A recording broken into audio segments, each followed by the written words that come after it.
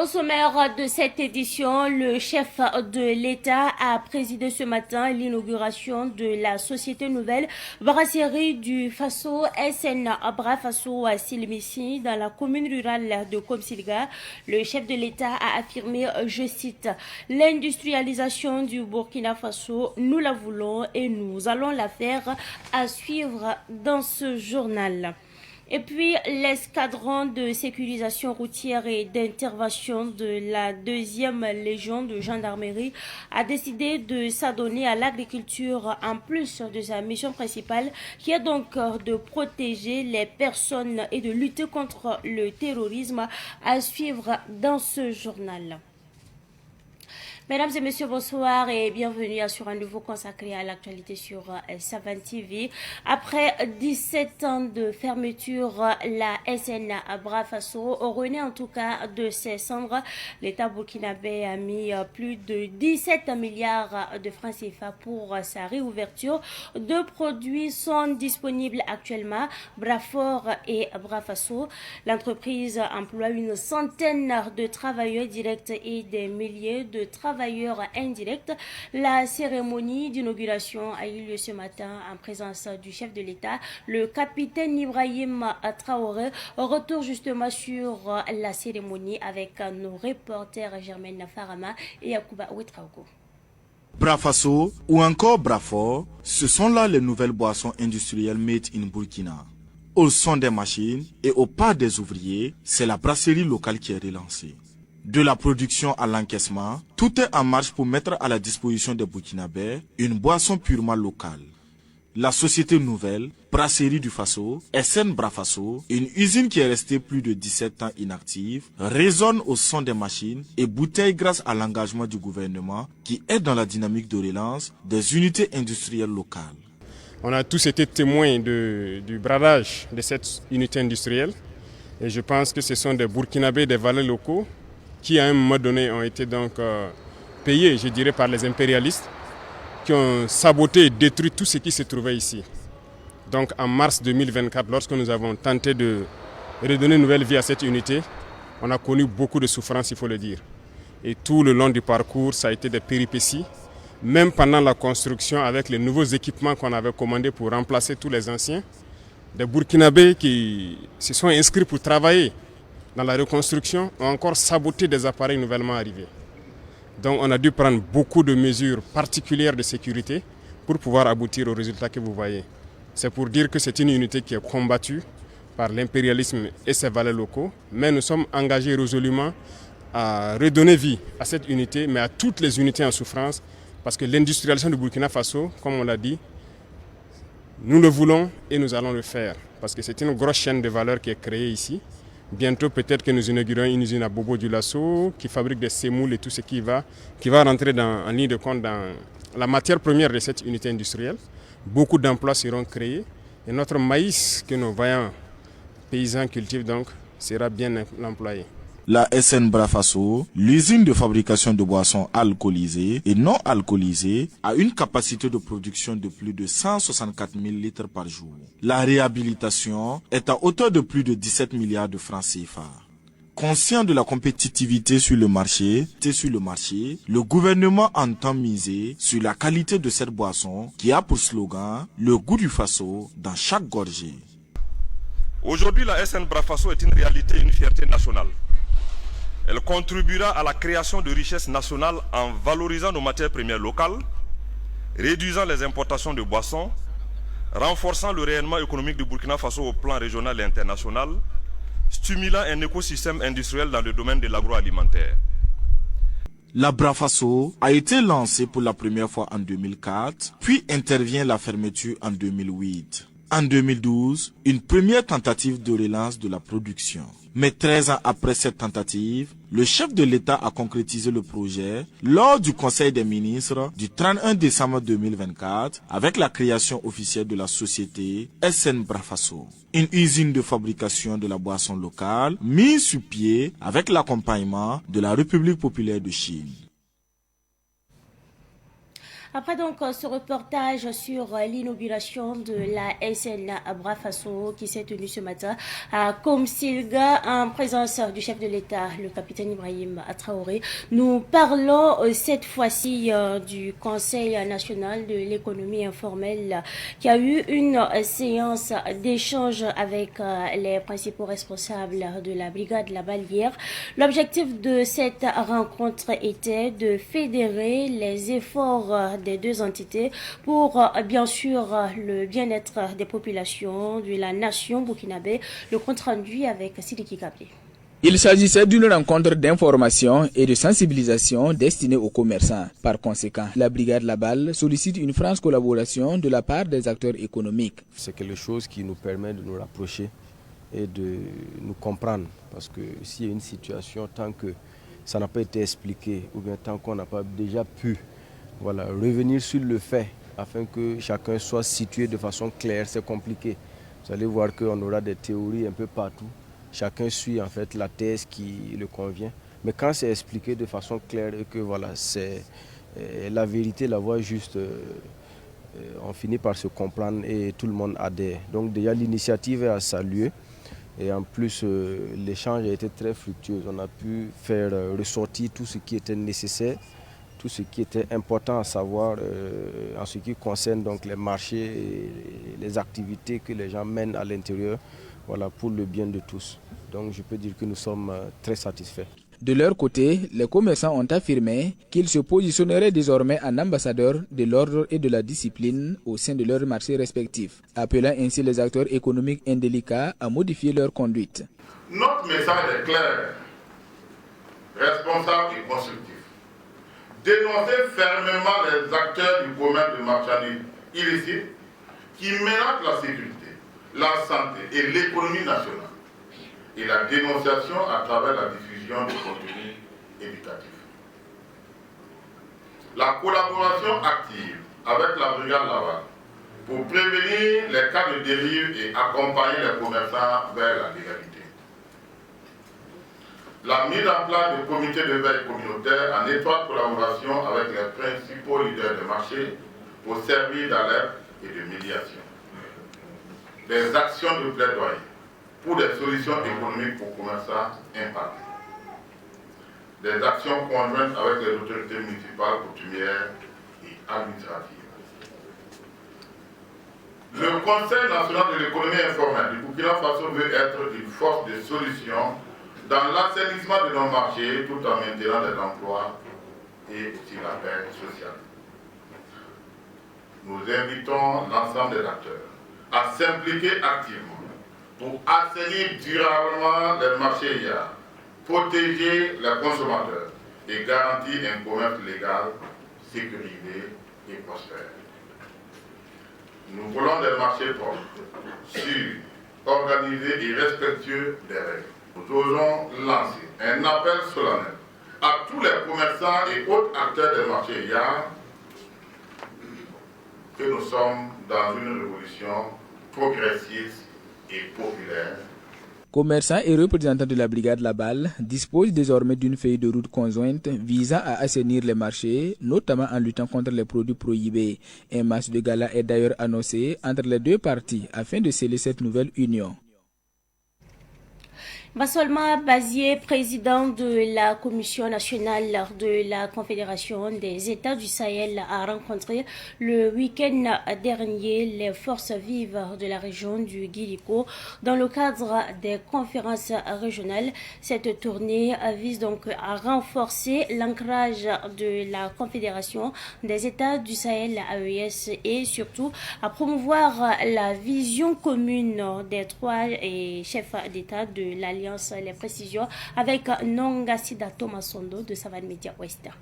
Au cours de sa présentation, Bassolma Bazié a souligné l'importance d'une coopération régionale renforcée et de l'engagement des États membres à faire face aux défis communs. Le président de la Commission nationale de la Confédération des États du Sahel a mis en avant les projets en cours qui visent à promouvoir la paix, la sécurité et le développement durable. Vous savez que le 16 septembre 2023, ils se sont retrouvés au Mali à travers l'achat du Liptako Gourmand. Ils ont créé l'Alliance des États du Sahel le 6 juillet 2024 à Niamey au Niger, ils ont pris un traité mettant en place la Confédération des États du Sahel. Et c'est ce traité qui dispose que leur rencontre à 3 présidents constitue le collège des chefs d'État.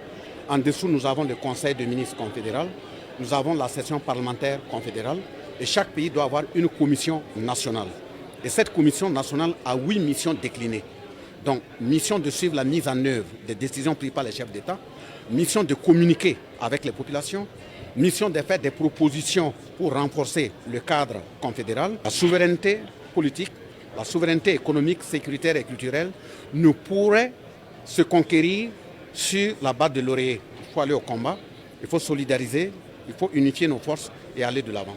Cette rencontre fut une occasion de débattre des différentes initiatives mises en place par la Confédération et d'échanger des idées sur les meilleures approches à adopter pour assurer un avenir prospère au pays du Sahel. L'interaction entre les autorités et les représentants de la société civile a permis d'identifier des synergies potentielles et d'envisager des collaborations futures. Nous faisons un devoir d'assumer cette mission qui est de donner la parole aux populations, de les écouter. Nous sommes à notre 10e région. Il nous reste 3 régions pour terminer les 13.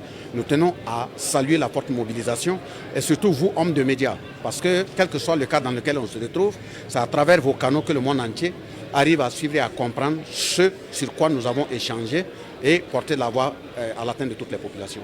La conférence régionale du Guirico représente ainsi une étape significative dans le processus de renforcement de la Confédération des États du Sahel qui souligne l'importance d'une vision partagée et d'un engagement collectif pour le bien-être des pays de l'Alliance des États du Sahel. Durant son séjour dans la ville de Sia, Bassolma Bazié a rendu une visite de courtoisie à des autorités administratives et coutumières.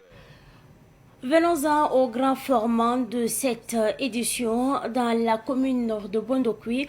Une superficie d'environ 40 hectares a été consacrée à la production de plusieurs cultures. Cette initiative est portée par l'RC2, comprenant donc par là l'escadron de sécurisation routière et d'intervention de la 2e Légion de gendarmerie. Outre sa mission principale de protection des personnes et de leurs biens et de lutte contre le terrorisme, l'RC2 s'engage également dans des actions visant donc à promouvoir l'autosuffisance alimentaire.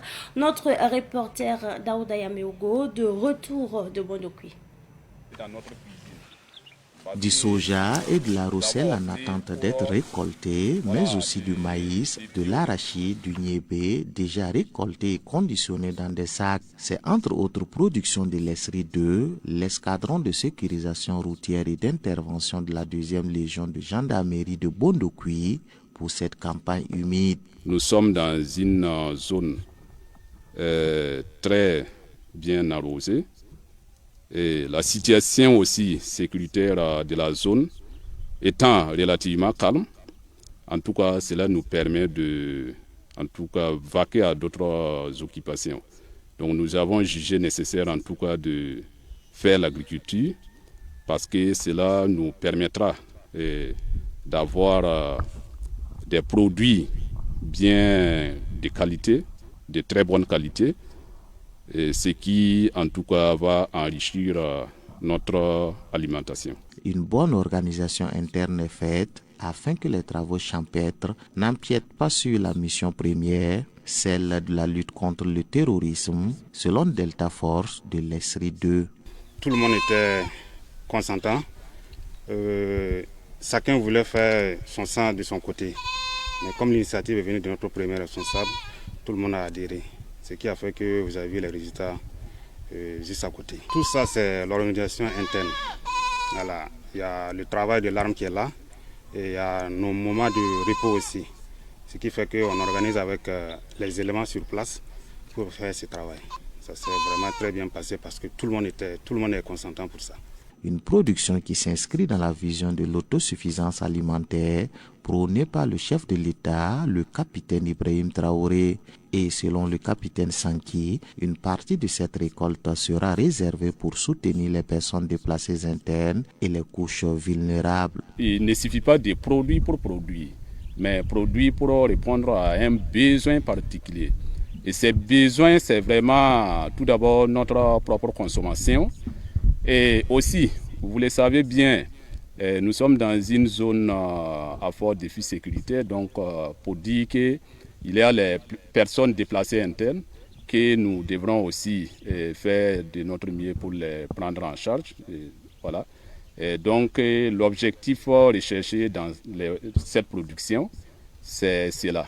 Déployés le 7 mai 2025 à Bondoukoui, les Pandores ont bénéficié du soutien des VDP et des forces vives de la localité. Une collaboration qui leur a permis, d'une part, de mener à bien leur mission de sécurisation et d'autre part, d'obtenir des terres cultivables.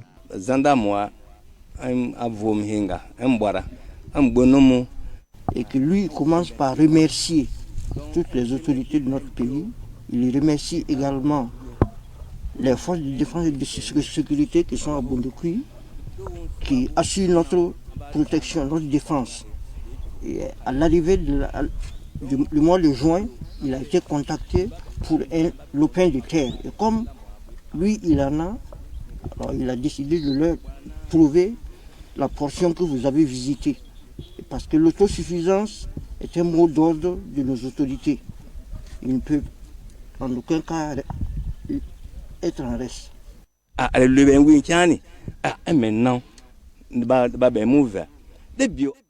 Il faut dire qu'au niveau de la commune de Bondoukoui, la collaboration entre l'autorité administrative et l'autorité militaire, c'est-à-dire les FDS et les VDP, se porte très bien.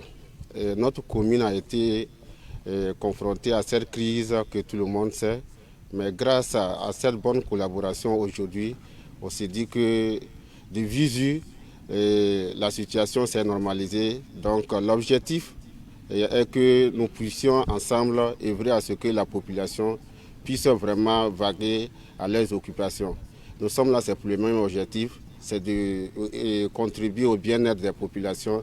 Donc je puisse vous rassurer que cette collaboration est vraiment saine. Au-delà de l'agriculture, les hommes du capitaine Sankey s'intéressent aussi à l'élevage, des activités qui ont pour objectif également d'initier les volontaires pour la défense de la patrie à des activités génératrices de revenus.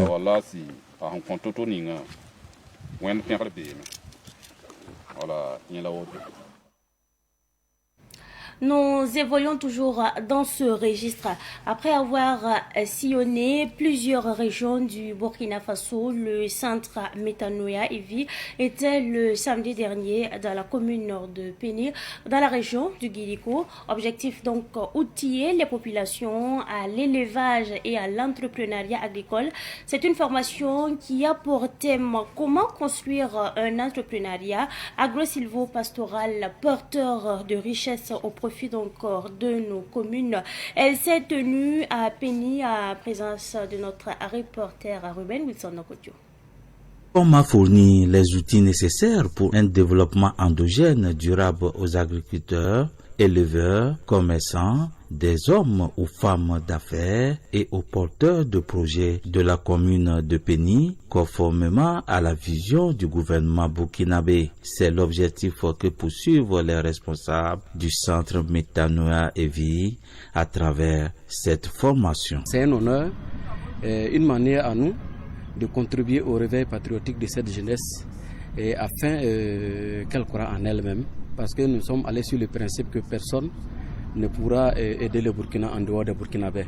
Conformément à ce que le président, son excellence, le président capitaine Ibrahim Traoré, prêche chaque jour, voilà, amener les Burkinabés à croire en eux-mêmes. Parce que nous sommes nous-mêmes notre propre solution. Plusieurs modules sont présentés. Il s'agissait quand même d'instruire aux participants, et lorsqu'on parle de l'entrepreneur agricole, quelles sont les qualités qu'ils doivent avoir. Pour ceux qui peuvent réussir à l'entrepreneuriat agricole, il faut d'abord qu'ils puissent être vraiment engagés, déterminés et très organisés et aller à l'action. Au sortir des travaux, les participants livrent leurs impressions. À travers cette formation ici, nous les jeunes, nous avons compris que nous sommes destinés à être des grands entrepreneurs et à réussir demain, et aussi même pour aider même le gouvernement. C'est une bonne formation qu'on a reçue aujourd'hui. Si on a appliqué dans notre activité, je sais que dans les jours à venir, là, on va récolter les fruits. Au vu de la pertinence du thème de cette formation, de bonnes volontés ont bien voulu associer leurs images à l'initiative. Pour nous, cette formation est la bienvenue, voilà, dans le sens que s'inscrit dans la vision du chef de l'État, son Excellence capitaine Ibrahim Traoré. Nos attentes, c'est que à la fin de cette formation, nous puissions avoir des jeunes plus dévoués, qui ont confiance en eux et qui sont prêts à travailler dans le domaine de l'entrepreneuriat. Il y a des gens qui se battent au quotidien pour en tout cas former nos populations à savoir faire quelque chose. Et c'est pour cela que j'ai accepté et m'associer au centre Metanoia pour que, en tout cas, cette activité, cette formation puisse être de qualité. C'est sur des perspectives de réalisation très bientôt de projets personnels ou collectifs que la formation s'est achevée.